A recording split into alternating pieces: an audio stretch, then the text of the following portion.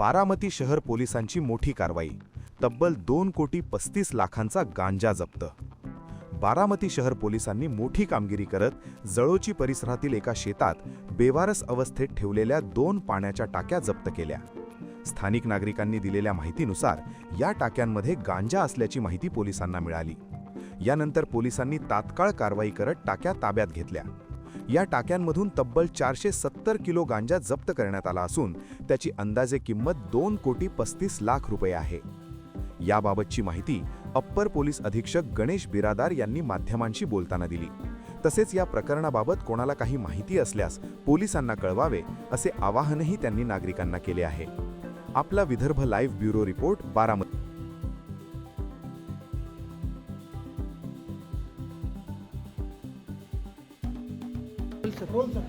दिनांक 25 फेब्रुवारीपासून बारामती शहर, बारामती उपविभाग आणि संपूर्ण बारामती विभागातील एकूण 5 तालुक्यामध्ये सायंकाळी 7 ते 9 या दरम्यान नाकाबंदी आणि पेट्रोलिंग ही राबवल्या जात होती।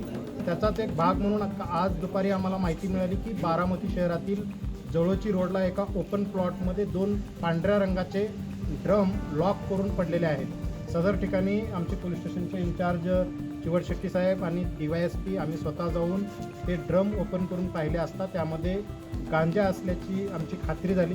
सदरचे 2 ड्रम हे पंचासमक्ष ताब्यात घेऊन आज पोलीस स्टेशनला आणून त्यातील एकूण पॉकेट्स मोजतात ते 465 पॉकेट्स आणि एकूण 470 किलोग्रॅमचा गांजा, ज्याची किंमत आता खुल्या बाजारामध्ये शासकीय नियमाप्रमाणे 50,000 रुपये किलोप्रमाणे 2,35 रुपये या गांजाची किंमत होत आहे। सदरचा गांजा हा या नाकाबंदी दरम्यान कोणीतरी अज्ञात वाहनाने या ठिकाणी टाकून गेलेला आहे, अज्ञात आरोपीने। सदर अज्ञात आरोपी, अज्ञात वाहन याचा शोध घेणे, गुन्हा दाखल करणे आणि त्यांचा शोध घेणे ही पुढील प्रक्रिया सध्या चालू आहे। थँक्यू। हिंदी